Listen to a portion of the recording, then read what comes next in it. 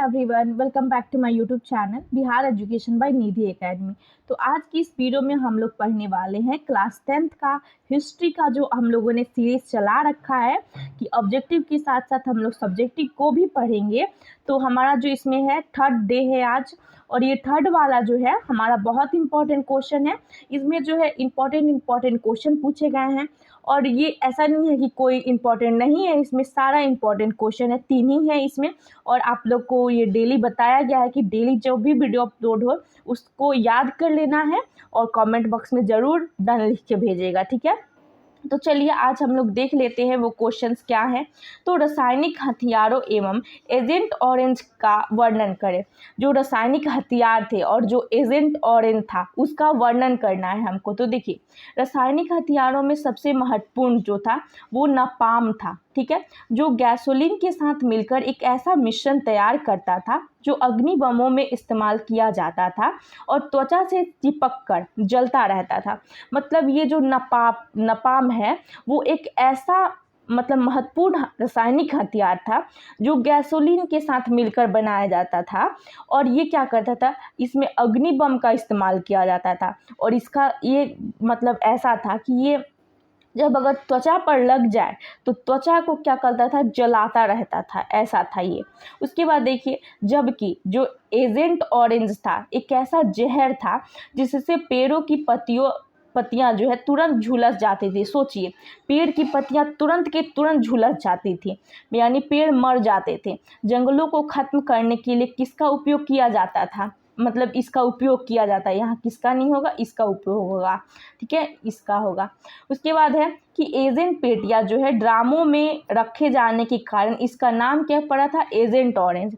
इसको क्या कर, जो एजेंट ऑरेंज थी इसको हम लोग एक पेटी में रखते थे, हम लोग नहीं, सॉरी, वो लोग रखते थे, तो इसको एक पेटी में रखा जाता था, तो इसके कारण इसका नाम क्या पड़ा, तो एजेंट ऑरेंज पड़ा, पेटी में रखने के कारण। बताइए, वियतनाम युद्ध के समय जंगलों के साथ साथ खेतों में आबादी दोनों पर इसका उपयोग जो है अमेरिका किया।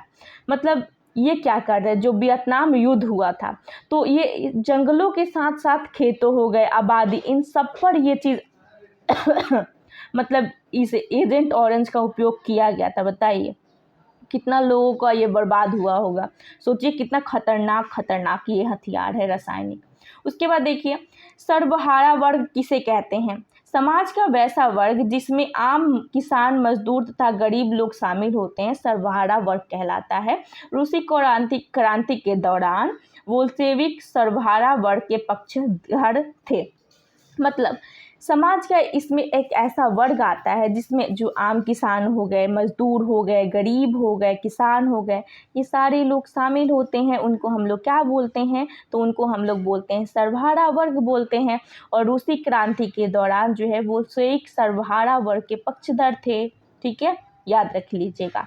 उसके बाद है, रूसी क्रांति से पूर्व रूस किसानों की स्थिति कैसी थी। तो क्रांति के पूर्व रूसी किसानों की स्थिति अत्यंत जो है कैसी थी, तो दयनीय थी। उनके खेत बहुत छोटे हुआ करते थे जिन पर वे पुराने ढंग से खेती करते थे। ये बहुत इंपॉर्टेंट क्वेश्चन है बच्चा लोग, ठीक है। उनके पास जो है पूंजी का भी बहुत अभाव था, और उन पर क्या था कि जो कर होते हैं, टैक्स, ठीक है, जो टैक्स होते हैं उस पर भी बोझ था उन पर, ठीक है, ये याद रखिएगा। हम लोग कह सकते हैं कि रूस का जो किसान की स्थिति थी, ये हमने पढ़ाया है आपको, चैप्टर में जाके पढ़ लीजिएगा, ठीक है। रूसी क्रांति से था, उसमें क्या था कि जो रूसी किसान थे उनको बहुत ज़्यादा दिक्कत था। इसलिए दिक्कत था कि जो वहाँ का राजा लोग था, तो उनके पास एक और चीज़ था कि उनके पास खेत जो थे छोटे छोटे हुआ करते थे, जिस पर वो पुराने ढंग से ही खेती करते थे। लोग कहाँ से कहाँ पहुँच गए और वो लोग पुराने ढंग से ही खेती करते थे उस समय। और उनके पास पूंजी का भी अभाव हुआ करता था। पूंजी का अभाव इसलिए था क्योंकि वो जो उत्पादन करते थे उससे ज़्यादा अधिक उनको टैक्स देना पड़ता था, इसलिए उन पर क्या था कि करों का भी अभाव बहुत ज़्यादा था। तो ये 3 क्वेश्चन था, आप लोग, आई होप कि आप लोग ज़रूर याद कर लेंगे, और याद करते के समय आप लोग ज़रूर डाउन लिख के भेजिएगा कि हाँ हमने कर लिया, ठीक है। और अगर आपको वीडियो अच्छा लगा हो तो इस वीडियो को लाइक, शेयर एंड सब्सक्राइब जरूर कर दीजिएगा। Thank you.